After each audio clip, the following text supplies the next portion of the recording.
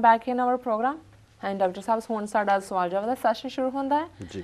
हाँ जी डॉक्टर साहब अज 12 अगस्त 2013 29 साल नानकशाही संमत 545 का दिन है तो तुसीं साडे दर्शकां नूं दसो अज दे दिन की की इतिहासक अहमियत है। देखो सिख इतिहास के हवाले नाल अज दे दिन 1917 दे विच गदरी आगू बाबा ਬੰਤਾ ਸਿੰਘ ਸੰਘਵਾਲ ਨੂੰ ਲਾਹੌਰ ਜੇਲ੍ਹ ਦੇ ਵਿੱਚ ਫਾਂਸੀ ਦਿੱਤੀ ਗਈ ਜੀ। ਗਦਰ ਲਹਿਰ ਐਕਸਕਲੂਸਿਵ ਸਿੱਖਾਂ ਦੀ ਰਹਿਨੁਮਾਈ ਵਾਲੀ ਔਰ ਸਿੱਖ ਪਾਰਟਿਸਿਪੇਸ਼ਨ ਵਾਲੀ ਲਹਿਰ ਸੀ ਜੀ। 8000 ਤੋਂ ਜ਼ਿਆਦਾ ਸਿੱਖ ਅਮਰੀਕਾ ਕੈਨੇਡਾ ਚੋਂ ਔਰ ਬਾਹਰਲੇ ਦੁਨੀਆ ਦੇ ਮੁਲਕਾਂ ਚੋਂ ਵੀ, ਇਹ ਸਿਰਫ ਅਮਰੀਕਾ ਕੈਨੇਡਾ ਤੱਕ ਮਹਿਦੂਦ ਨਹੀਂ ਸੀ, ਇਵਨ ਫਿਲੀਪੀਨਸ ਮਲੇਸ਼ੀਆ ਜੀ ਯੂਰਪ ਦੇ ਵਿੱਚੋਂ ਵੀ ਜਿੱਥੇ ਜਿੱਥੇ ਆਏ ਸੀ 8000 ਦੇ ਕਰੀਬ ਸਿੱਖ ਵਾਪਸ ਗਏ। ਗਦਾਰ ਅੰਗਰੇਜ਼ਾਂ ਦੇ ਵਿੱਚ ਵੜੇ ਹੋਏ ਸੀ, ਕਾਮਯਾਬ ਤਾਂ ਨਹੀਂ ਹੋਈ, बहुत सारे फड़े गए, लाहौर कंस्पीरेसी केस चले, पहला बहुत सारिਆਂ ਨੂੰ फांसी हुई, फिर कुछ की उम्र कैद बना दिते, उन्होंने कन्वर्ट कर दिता है। पर अज के दिन बाबा ਬੰਤਾ ਸਿੰਘ ਸੰਘਵਾਲ ਨੂੰ फांसी हुई, करतार ਸਿੰਘ ਸਰਾਭਾ फांसी ते चढ़े जी। 1985 ਦੇ ਵਿੱਚ ਸ਼੍ਰੋਮਣੀ ਗੁਰਦੁਆਰਾ ਪ੍ਰਬੰਧਕ ਕਮੇਟੀ ਨੇ ਇਹ ਡਰਾਮੇਬਾਜ਼ੀ ਕੀਤੀ ਅੰਮ੍ਰਿਤਸਰ ਦੀ ਅਦਾਲਤ ਕਿ ਜਿਹੜਾ ਫੌਜੀ ਹਮਲਾ ਹੋਇਆ ਇਹਦੇ ਲਈ ਅਸੀਂ 10 ਅਰਬ ਡਾਲਰ ਦਾ ਸਰਕਾਰ ਤੋਂ ਹਰਜਾਨਾ ਮੰਗ ਰਹੇ ਹਾਂ। ਕੇਸ ਨੂੰ ਕਿਸੇ ਨੇ ਪਰਸਿਊ ਨਹੀਂ ਕੀਤਾ, ਦਿੱਲੀ ਕੋਰਟ 'ਚ ਕੇਸ ਚਲਾ ਗਿਆ। ਫਿਰ ਇਹਨਾਂ ਨੇ ਫਾਈਲ ਕਰਤਾ ਜੀ ਸਾਡੇ ਕੋਲ ਪੈਸੇ ਨਹੀਂ ਕੋਰਟ ਫੀਸ ਦੇਣ ਦੇ। ਇਹ ਫਿਰ ਜਦੋਂ ਸਿੱਖਾਂ ਦੇ ਵਿੱਚ ਰੌਲਾ ਪਿਆ ਕਿ ਵੀ ਜੀ ਕਿੱਦਾਂ ਤੁਹਾਡਾ 800 ਕਰੋੜ ਦਾ ਬਜਟ ਹੈ, ਤੁਸੀਂ ਕਿਵੇਂ ਨਹੀਂ ਇਸ ਕੇਸ ਨੂੰ ਪਰਸਿਊ ਕਰ ਰਹੇ। ਤਾਂ ਹੁਣ ਕੁਛ ਮਹੀਨੇ ਪਹਿਲਾਂ 2-3 ਮਹੀਨੇ ਪਹਿਲਾਂ ਹੀ ਉਹਨਾਂ ਨੇ ਕਿਹਾ ਕਿ ਜੀ ਅਸੀਂ ਕੋਰਟ ਫੀਸ ਫਾਈਲ ਕਰ ਦਿੱਤੀ ਔਰ ਅਸੀਂ ਲੜਾਂਗੇ। ਪਰ ਇਹ ਡਰਾਮੇਬਾਜ਼ੀ ਹੈ, ਕਰਨਾ ਖਤਰਨਾ ਇਹਨਾਂ ਨੇ ਕੁਛ ਨਹੀਂ। ਸੋ ਅੱਜ ਦੇ ਦਿਨ ਇਹਨਾਂ ਨੇ 1985 'ਚ ਇਹ ਕੇਸ ਫਾਈਲ ਕੀਤਾ ਸੀ। ਵਰਲਡ ਹਿਸਟਰੀ ਦੇ ਹਵਾਲੇ ਨਾਲ ਸਿੰਗਰ ਸਿਲਾਈ ਮਸ਼ੀਨਾਂ ਰਹੀਆਂ ਨੇ ਜਦੋਂ ਤੱਕ ਊਸ਼ਾ ਮਸ਼ੀਨ ਨਹੀਂ ਸੀ ਆਈ। ਸੋ ਇਹ ਮਿਸਟਰ ਇਸੈਕ ਸਿੰਗਰ ਸੀ ਜਿਹਨੇ ਇਹ ਮਸ਼ੀਨ ਬਣਾਈ ਤਾਂ ਉਹਨੇ 1851 ਦੇ ਵਿੱਚ ਇਹਦਾ ਪੇਟੈਂਟ ਲਿਆ ਸੀਗਾ ਜੀ। ਇਸੇ ਤਰ੍ਹਾਂ ਟਾਮਸ ਐਡੀਸਨ ਨੇ ਐਡੀਸੋਫੋਨ ਸਾਊਂਡ ਰਿਕਾਰਡਿੰਗ ਡਿਵਾਈਸ ਜਿਹੜੀ ਹੈ 1877 ਦੇ ਵਿੱਚ ਉਹਦਾ ਪੇਟੈਂਟ ਲਿਆ ਜੀ। 1898 ਦੇ ਵਿੱਚ ਹਵਾਈ ਜਿਹੜੀ ਅੱਜ ਅਮਰੀਕਾ ਦੀ ਸਟੇਟ ਹੈ, ਇਹ ਅਮਰੀਕਾ ਦੇ ਨਾਲ ਇਹਨੂੰ ਐਨੈਕਸ ਕੀਤਾ ਗਿਆ। 1953 ਦੇ ਵਿੱਚ ਪਹਿਲੀ ਵਾਰ ਸੋਵੀਅਤ ਯੂਨੀਅਨ ਨੇ ਚੋਰੀ ਹਾਈਡਰੋਜਨ ਬੰਬ ਦਾ ਜਿਹੜਾ ਉਹ ਤਜਰਬਾ ਕੀਤਾ ਔਰ 1955 ਦੇ ਵਿੱਚ ਪ੍ਰੈਜ਼ੀਡੈਂਟ ਆਈਜ਼ਨਹਾਵਰ ਨੇ ਜਿਹੜੀ ਮਿਨੀਮਮ ਵੇਜ 75 ਸੈਂਟ ਹੁੰਦਾ ਸੀ ਇੱਕ ਲੇਬਰ ਦਾ, ਉਹਨੂੰ $1 ਕੀਤਾ। ਸੋ ਇਹ ਵਰਲਡ ਹਿਸਟਰੀ ਜੀ। ਡਾਕਟਰ ਸਾਹਿਬ ਤੁਹਾਡਾ ਬਹੁਤ ਬਹੁਤ ਧੰਨਵਾਦ, ਤੁਸੀਂ ਸਾਡੇ ਦਰਸ਼ਕਾਂ ਨਾਲ ਅੱਜ ਦੇ ਦਿਨ ਦੀ ਇਤਿਹਾਸਕ ਅਹਿਮੀਅਤ ਸਾਂਝੀ ਕੀਤੀ। ਤੇ ਹੁਣ ਅਸੀਂ ਸਵਾਲ ਜਵਾਬ ਦਾ ਸਿਲਸਿਲਾ ਕਰਦੇ ਹਾਂ ਸ਼ੁਰੂ। ਤੇ ਉਹਦੇ ਵਿੱਚ ਸਾਡਾ ਪਹਿਲਾ ਸਵਾਲ ਹੈ, ਇਹ ਸਵਾਲ ਡਾਕਟਰ ਅਰਵਿੰਦਰ ਸਿੰਘ ਨਿਊਯਾਰਕ ਨੇ ਪੁੱਛਿਆ ਹੈ, ਜੇ ਭਾਰਤ ਤੇ ਪਾਕਿਸਤਾਨ ਵਿੱਚ ਜੰਗ ਛਿੜ ਪੈਂਦੀ ਹੈ ਫਿਰ ਸਿੱਖਾਂ ਨੂੰ ਕੀ ਕਰਨਾ ਚਾਹੀਦਾ ਹੈ ਕਿ ਸਿੱਖਾਂ ਨੂੰ ਫਿਰ ਦੇਸ਼ ਭਗਤ ਤੇ ਬਹਾਦਰ ਦਾ ਲੱਡੂ ਖਵਾ ਕੇ ਮੋਹਰੇ ਤੇ ਨਹੀਂ ਡਾਇਆ ਜਾਵੇਗਾ? ਜੀ ਡਾਕਟਰ ਸਾਹਿਬ ਦੇਖੋ ਪਿਛਲੇ ਦਿਨਾਂ ਦੀਆਂ ਜਿਹੜੀਆਂ ਡਿਵੈਲਪਮੈਂਟਸ ਚੱਲ ਰਹੀਆਂ ਨੇ, ਫਾਇਰਿੰਗ ਦਾ ਬਹਾਨਾ, ਪਾਰਲੀਮੈਂਟ ਦੇ ਵਿੱਚ ਰੌਲਾ, ਹੁਣ ਕਿਹਾ ਗਿਆ ਜੀ ਪਾਕਿਸਤਾਨ ਨੇ ਪੁੰਛ ਸੈਕਟਰ ਦੇ ਵਿੱਚ 9 ਘੰਟੇ ਫਾਇਰਿੰਗ ਕੀਤੀ, 11 ਚੌਂਕੀਆਂ ਤੇ ਹੋਈ। ਇੰਡੀਅਨ ਡਿਫੈਂਸ ਮਿਨਿਸਟਰ ਕਹਿ ਰਿਹਾ ਜੀ ਅਸੀਂ ਖੁੱਲ੍ਹ ਦੇ ਦਿੱਤੀ ਹੈ, ਫੌਜ ਜਿਵੇਂ ਮਰਜ਼ੀ ਕਰੇ ਜੀ। ਪਹਿਲਾਂ ਇੰਡੀਆ ਨੇ ਪਾਕਿਸਤਾਨ ਦਾ ਹਾਈ ਕਮਿਸ਼ਨਰ ਸੱਦ ਕੇ ਪ੍ਰੋਟੈਸਟ ਕੀਤਾ ਜੀ ਤੁਸੀਂ ਸਾਡੇ 5 ਫੌਜੀ ਮਾਰਤੇ। ਹੁਣ ਪਾਕਿਸਤਾਨ ਨੇ ਕੱਲ੍ਹ ਇੰਡੀਆ ਦੇ ਡਿਪਟੀ ਹਾਈ ਕਮਿਸ਼ਨਰ ਨੂੰ ਸੱਦਿਆ ਸੀ ਵੀ ਬੰਦ ਕਰੋ, ਤੁਸੀਂ ਫਾਇਰਿੰਗ ਕਰ ਰਹੇ ਹੋ ਜੀ। ਸੋ ਇਹ ਸਮਝ ਨਹੀਂ ਆ ਰਹੀ ਅਜੇ ਤੱਕ, ਮੈਨੂੰ ਵੀ ਇਹ ਕਲੀਅਰ ਨਹੀਂ ਹੈ ਵੀ ਇਹ ਆਲ ਆਫ ਏ ਸਡਨ। ਇਹਦੇ 'ਚ ਇੱਕ ਗੱਲ ਤਾਂ ਕਲੀਅਰ ਹੈ ਵੀ ਇਹ ਇੰਡੀਅਨ ਸਾਈਡ ਤੋਂ ਹੈ ਜੀ। ਇਹਨਾਂ ਦਾ ਮਕਸਦ ਕੀ ਹੈ ਕਿ ਅਮਰੀਕਾ ਦੇ ਕਹਿਣ 'ਤੇ 2014 'ਚ ਜਿਹੜੀ ਅਫਗਾਨਿਸਤਾਨ 'ਚੋਂ ਵਿਦਡਰਾਅਲ ਹੈ ਨੈਟੋ ਦੀ, ਉਸ ਤੋਂ ਪਹਿਲਾਂ ਕੋਈ ਏਜੰਡਾ ਸੈੱਟ ਕਰਨ ਲਈ ਹੈ। ਅਮਰੀਕਾ ਪਾਕਿਸਤਾਨ 'ਤੇ ਦਬਾਅ ਰੱਖਣਾ ਚਾਹੁੰਦਾ ਹੈ ਕਿ ਜੀ ਸਾਨੂੰ ਕੰਸੈਸ਼ਨ ਦਿਓ, ਜਾਂ ਇੰਡੀਅਨਸ ਜਿਹੜੇ ਨੇ ਗੌਰਮੈਂਟ ਖਾਸ ਤੌਰ 'ਤੇ 2014 ਦੀਆਂ ਪਾਰਲੀਮੈਂਟ ਚੋਣਾਂ ਦੇ ਲਈ ਬਾਕੀ ਸਾਰੇ ਫਰੰਟਸ ਤੋਂ ਫੇਲ ਹੋ ਚੁੱਕੀ ਹੈ ਤੇ ਕੋਈ ਲੜਾਈ ਦੇ ਬਹਾਨੇ ਨਾਲ ਕੋਈ ਛੋਟਾ ਮੋਟਾ ਉਹਨਾਂ ਦੇ ਉੱਤੇ ਕੋਈ ਕਮਾਂਡੋ ਐਕਸ਼ਨ ਕਰਨ ਦੀ ਲਾਈਨ ਹੈ ਜਿਵੇਂ ਇਜ਼ਰਾਈਲ ਸਟਾਈਲ ਹੁੰਦਾ। ਇਹ ਅਜੇ ਤੱਕ ਕਲੀਅਰ ਨਹੀਂ ਹੈ, ਪਰ ਕੁਛ ਨਾ ਕੁਛ ਜਿਹਨੂੰ ਕਹਿੰਦੇ ਨੇ ਮਿਸਚੀਫ ਇਨ ਦਾ ਮੇਕਿੰਗ ਹੈ ਜੀ। ਸਿੱਖਾਂ ਬਾਰੇ ਜਿਵੇਂ ਡਾਕਟਰ ਅਰਵਿੰਦਰ ਸਿੰਘ ਉਹਨਾਂ ਨੇ ਪੁੱਛਿਆ ਵੀ ਸਾਡਾ ਕੀ ਰੋਲ ਹੋਏਗਾ, ਮੈਂ ਸਮਝਦਾ ਵੀ ਇੱਕ ਸਰ ਸਿਮਰਨਜੀਤ ਸਿੰਘ ਮਾਨ ਨੂੰ ਛੱਡ ਕੇ ਜਿਨ੍ਹਾਂ ਨੇ ਬੜੀ ਕਲੈਰਿਟੀ ਨਾਲ ਇਸ ਦੇ ਉੱਤੇ ਬਿਆਨ ਦਿੱਤੇ ਨੇ ਜੀ, ਬਾਕੀ ਸਾਰੇ ਤਾਂ ਸੁੱਤੇ ਹੋਏ ਨੇ, ਪਤਾ ਹੀ ਨਹੀਂ ਹੈ ਵੀ ਕੀ ਹੋ ਰਿਹਾ ਕੀ ਨਹੀਂ ਹੈ। ਦੇਸ਼ ਦੀ ਸੁਰੱਖਿਆ ਨੂੰ ਖਤਰਾ ਇਹ ਉਹ ਮੀਡੀਆ ਐਂਟੀ ਪਾਕਿਸਤਾਨ ਬਿਆਨਬਾਜ਼ੀ ਕਰ ਰਿਹਾ ਹੈ। ਭਾਰਤੀ ਜਨਤਾ ਪਾਰਟੀ ਵਾਲਿਆਂ ਨੇ ਜੰਮੂ ਕਸ਼ਮੀਰ ਦੇ ਵਿੱਚ ਕਿਸ਼ਤਵਾੜ ਦੇ ਵਿੱਚ ਜਿਵੇਂ ਸ਼ਰਾਰਤ ਕੀਤੀ, ਈਦ ਤੋਂ ਬਾਅਦ ਹਮਲਾ ਕੀਤਾ, ਰੌਲਾ ਹੁਣ ਇਹ ਪਾ ਰਹੇ ਨੇ। ਪਾਰਲੀਮੈਂਟ ਦੇ ਵਿੱਚ ਵੀ ਅਰੁਣ ਜੇਤਲੀ ਨੇ ਕਿਹਾ ਜੀ ਜੰਮੂ ਕਸ਼ਮੀਰ ਸਾਡੇ ਨਾਲ ਧੱਕਾ ਹੋ ਰਿਹਾ। ਉਹ ਜੇ ਤੁਸੀਂ ਇਨੀਸ਼ੀਅਲ ਰਿਪੋਰਟਿੰਗ ਦੇਖੋ 3 ਬੰਦੇ ਮਰੇ, 2 ਮੁਸਲਮਾਨ ਨੇ 1 ਹਿੰਦੂ ਹੈ, ਧੱਕਾ ਤੁਹਾਡੇ ਨਾਲ ਕਿਵੇਂ ਹੋ ਰਿਹਾ ਜੀ? ਜੇ 2 ਮੁਸਲਮਾਨ ਮਰੇ ਨੇ ਜ਼ਾਹਰ ਹੈ, ਔਰ ਇਹ ਗੱਲ ਉਮਰ ਅਬਦੁੱਲਾ ਨੇ ਕਹੀ ਹੈ ਆਪਣੇ ਟਵਿੱਟਰ ਦੇ ਵਿੱਚ ਵੀ ਕਿ ਇਹ ਪਖੰਡੀ ਔਰ ਸ਼ੈਤਾਨ ਨੇ, ਇਹ ਗੜਬੜ ਕਰ ਰਹੇ ਨੇ। ਫਿਰ ਅਰੁਣ ਜੇਤਲੀ ਇੱਕਦਮ ਉੱਥੇ ਜਾਣਾ ਚਾਹੁੰਦਾ ਕਸ਼ਮੀਰ ਦੇ ਵਿੱਚ ਕਿ ਜੀ ਅਸੀਂ ਜਿਹੜਾ ਉੱਥੇ ਜਿਹੜਾ ਪ੍ਰੋਟੈਸਟ ਕਰਨਾ। ਜੰਮੂ ਦੇ ਵਿੱਚ ਬੰਦ ਦਾ ਸੱਦਾ ਦਿੱਤਾ ਜਾਂਦਾ, ਕਰਫਿਊ ਲੱਗ ਜਾਂਦਾ। ਸੋ ਇਹ ਜੇ ਤੁਸੀਂ ਨਾ ਸਾਰਿਆਂ ਘਟਨਾਕ੍ਰਮ ਨੂੰ ਦੇਖੋ ਤੇ ਕੋਈ ਵੱਡੀ ਮਿਸਚੀਫ ਇਨ ਦਾ ਮੇਕਿੰਗ ਹੈ। ਸਿੱਖ ਮੈਨੂੰ ਨਹੀਂ ਲੱਗਦਾ ਅਸੀਂ ਇੰਨੇ ਬਾਹਰਲੇ ਸਿੱਖ ਜੇ ਚਾਹਣ ਵੀ ਤਾਂ ਅਸੀਂ ਕੀ ਕਰ ਸਕਦੇ ਅਦਰ ਦੈਨ ਕਿ ਆਪਣੀ ਲਾਈਨ ਕਲੈਰਿਟੀ ਦੇ ਨਾਲ ਦੇਣ ਦੀ। ਬਾਦਲ ਹਿੰਦੂ ਤਵੀਆਂ ਦੀ ਝੋਲੀ 'ਚ ਡਿੱਗਿਆ ਹੋਇਆ, ਫੌਜੀ ਜਿਹੜੇ ਨੇ ਸਿੱਖ ਉਹ ਤਨਖਾਹਦਾਰ ਨੇ। ਸੋ ਮੈਨੂੰ ਨਹੀਂ ਲੱਗਦਾ ਵੀ ਇਹਦੇ ਨਾਲ ਕੋਈ ਬਹੁਤੀ ਤਬਦੀਲੀ ਸਿੱਖਾਂ ਦੇ ਬਿਹੇਵੀਅਰ 'ਚ ਇੰਡੀਆ ਦੇ ਖਿਲਾਫ ਹੋਏਗੀ। ਇਹ ਠੀਕ ਹੈ ਵੀ ਉਹ ਉਤਸ਼ਾਹ ਤਾਂ ਹੁਣ ਨਹੀਂ ਹੈ, 65-71 ਦੀ ਤਰ੍ਹਾਂ ਬੇਵਕੂਫ ਤਾਂ ਨਹੀਂ ਬਣਨਗੇ ਕਿ ਮੋਰਚਿਆਂ 'ਚ ਜਾ ਕੇ ਉਹਨਾਂ ਨੂੰ ਗਰਮ ਖੀਰ ਤੇ ਕੜਾਹ ਖਵਾ ਰਹੇ ਨੇ। ਪਰ ਇਹ ਵੀ ਨਹੀਂ ਹੈ ਵੀ ਮੋਰਚਿਆਂ 'ਚ ਜਾ ਕੇ ਉਹਨਾਂ ਨੂੰ ਜ਼ਹਿਰ ਦੇਣਗੇ। ਉਨਾ ਕੁ ਪਾਰਟ ਰਹੇਗਾ।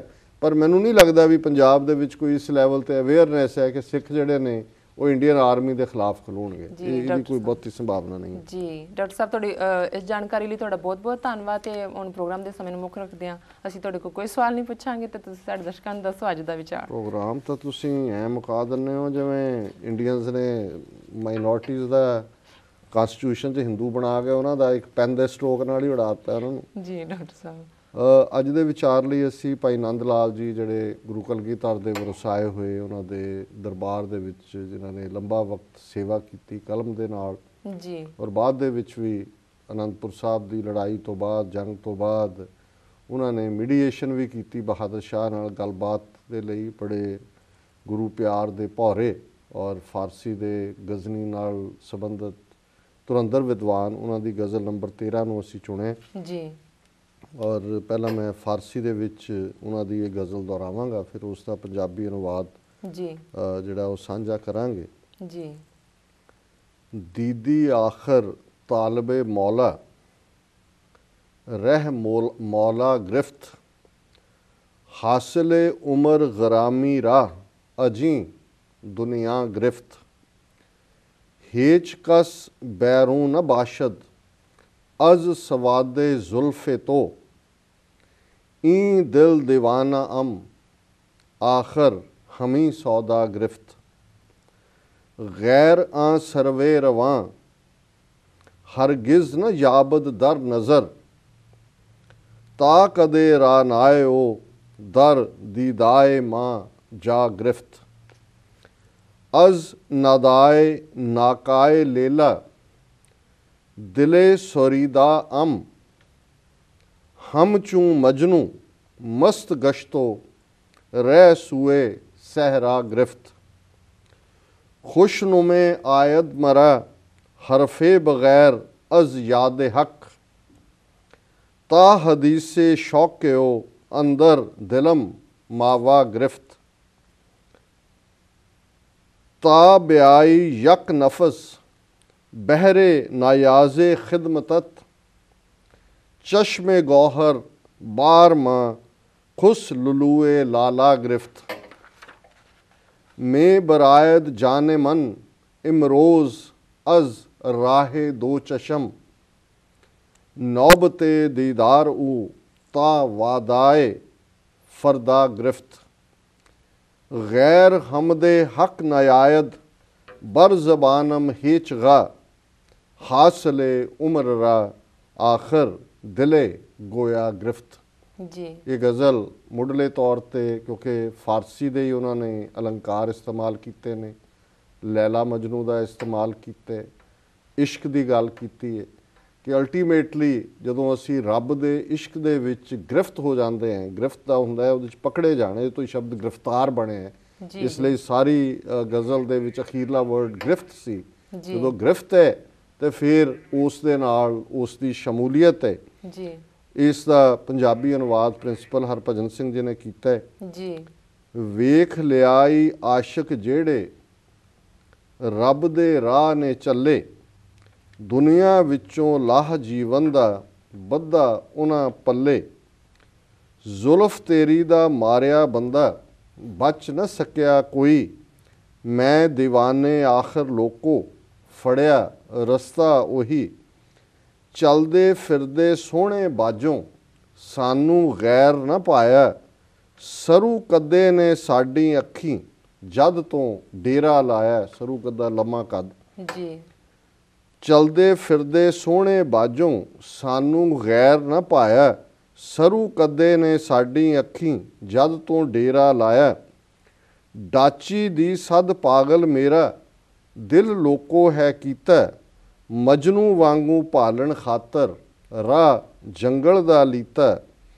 ਬਾਝੋਂ ਯਾਦ ਸੱਚੇ ਦੀ ਮੈਨੂੰ ਭਾਵੇ ਗੱਲ ਨਾ ਕਾਈ। ਕਥਾ ਵਾਰਤਾ ਨਦ ਤੋਂ ਰੱਬੀ ਮੇਰੇ ਦਿਲ ਸਮਾਈ। ਇੱਕ ਪਲ ਇੱਕ ਛਿਨ ਜੇ ਆਵੇਂ ਪਾਸ ਤੂੰ ਮੇਰੇ। ਹੀਰੇ ਮੋਤੀ ਕੇਰ ਮੈਂ ਨੈਣੋਂ ਭੇਟ ਕਰਾਂ ਸਭ ਤੇਰੇ। ਜਿੰਦੜੀ ਮੇਰੀ ਅੱਖਾਂ ਥਾਣੀ ਅੱਜ ਬਾਹਰ ਨੂੰ ਧਾਈ। ਘੜੀ ਮਿਲਣ ਦੀ ਸਤਿਗੁਰ ਮੇਰੇ ਕੱਲ ਉੱਤੇ ਜਦ ਪਾਈ। ਅਖੀਰਲਾ ਸ਼ੇਰ ਹੈ, ਹਰ ਜਸ ਬਾਝੋਂ ਸ਼ਬਦ ਨਾ ਦੂਜਾ। ਨਿਕਲੇ ਮੇਰੀ ਜ਼ਬਾਨੋਂ ਲਾ ਜੀਵਨ ਦਾ ਆਖਰ ਗੋਇਆ। ਪਾਇਆ ਇਸ ਜਹਾਨੋਂ। ਸੋ ਇਹ ਜਦੋਂ ਅਸੀਂ ਗੁਰਬਾਣੀ ਦਾ, ਗੁਰੂ ਨਾਨਕ ਸਾਹਿਬ ਦਾ ਇਹ ਸ਼ਬਦ ਪੜ੍ਹਦੇ ਹਾਂ, ਤੇਰੇ ਬੰਕੇ ਲੋਇਨ ਦੰਤ ਰਿਸਾਲਾ ਸੋਹਣੇ ਨੱਕ ਜਿਹਨੇ ਲੰਮੜੇ ਵਾਲਾ, ਕਿ ਤੇਰੀਆਂ ਅੱਖਾਂ ਬਹੁਤ ਸੋਹਣੀਆਂ ਨੇ, ਤੇਰੇ ਬੰਕੇ ਲੋਇਨ ਜੀ ਦੰਤ ਰਿਸਾਲਾ। ਹੇ ਵਾਹਿਗੁਰੂ ਤੇਰੇ ਦੰਦ ਬੜੇ ਸੋਹਣੇ ਨੇ, ਜੀ ਲੰਮੜੇ ਨੱਕ ਤੇਰੇ ਬੰਕੇ ਲੋਇਨ ਦੰਤ ਰਿਸਾਲਾ। ਸੋਹਣੇ ਨੱਕ ਜਿਨ ਲੰਮੜੇ ਵਾਲਾ, ਤੇਰਾ ਨੱਕ ਬਹੁਤ ਸੋਹਣਾ ਹੈ, ਤੇਰੇ ਵਾਲ ਬੜੇ ਲੰਮੇ ਨੇ।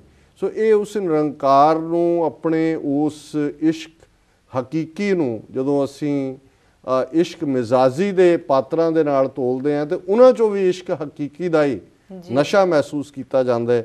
ਜਿਵੇਂ ਭਾਈ ਨੰਦ ਲਾਲ ਜੀ ਨੇ ਲੈਲਾ ਮਜਨੂ, ਸਰੂ ਕੱਦ, ਖੂਬਸੂਰਤੀ, ਕੱਲ ਤੇ ਦੀਦਾਰ ਦੀ ਥਾਂ ਤੇ ਅੱਖਾਂ 'ਚੋਂ ਵੱਗੇ ਅਥਰੂ ਜਿਨ੍ਹਾਂ ਦੀ ਕੋਈ ਕੀਮਤ ਨਹੀਂ ਹੈ, ਇਹਨਾਂ ਸਾਰੇ ਅਲੰਕਾਰਾਂ ਨੂੰ ਇਸਤੇਮਾਲ ਕਰਕੇ ਅਖੀਰ 'ਚ ਉਹਨਾਂ ਨੇ ਇਹੀ ਕਿਹਾ ਕਿ ਅਖੀਰ ਤਾ ਬਣਾਈ ਯਕ ਨਫਜ਼, ਕਿ ਅਖੀਰ ਦੇ ਵਿੱਚ ਤੂੰ ਹੀ ਹੈ ਜਿਹੜਾ ਮੇਰੇ ਦਿਲ ਦੇ ਵਿੱਚ ਵਸਦਾ ਹੈ। ਸੋ ਇਹ ਅੱਜ ਦਾ ਭਾਈ ਨੰਦ ਲਾਲ ਜੀ ਦਾ ਥਾਟ ਹੈ। ਜੀ ਡਾਕਟਰ ਸਾਹਿਬ, ਤੁਹਾਡਾ ਬਹੁਤ ਬਹੁਤ ਧੰਨਵਾਦ। ਤੁਸੀਂ ਅੱਜ ਦਾ ਵਿਚਾਰ ਸਾਡੇ ਦਰਸ਼ਕਾਂ ਨਾਲ ਸਾਂਝਾ ਕੀਤਾ ਹੈ ਤੇ ਹੁਣ ਅਸੀਂ ਆਪਣੇ ਵੀਰਸ ਕੋਲ ਲੈਂਦੇ ਹਾਂ ਇਜਾਜ਼ਤ।